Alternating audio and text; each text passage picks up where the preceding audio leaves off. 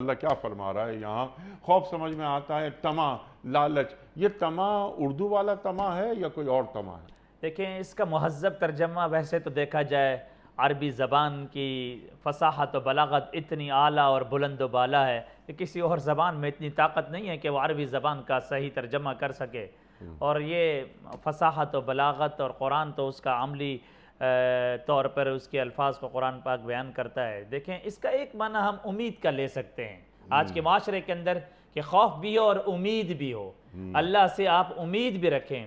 دیکھیں نیچرلی بات ہے، ناظرین اور سامعین اس بات کو سمجھنے کی کوشش کریں، اگر کوئی شخص اپنی کسی کام کی کارکردگی کو بڑھاتے ہوئے کرتے کرتے کرتے کرتے وہ اطمینان کر لیتا ہے اور وہ یہ سمجھتا ہے کہ میں نے اپنے کام کو کر لیا ہے، وہیں سے اس کا زوال شروع ہو جاتا ہے۔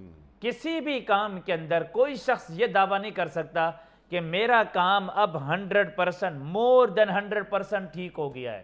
تو اللہ تعالیٰ فرما رہے ہیں کہ نہیں نہیں، اپنے اندر یہ خوف رکھنا ہے کہ میں ہی مالک ہوں، میں ہی رازق ہوں، اور ساتھ میں اس خوف میں اتنا نہیں پڑ جانا ہے کہ امید کا دامن تم سے چھوٹ جائے۔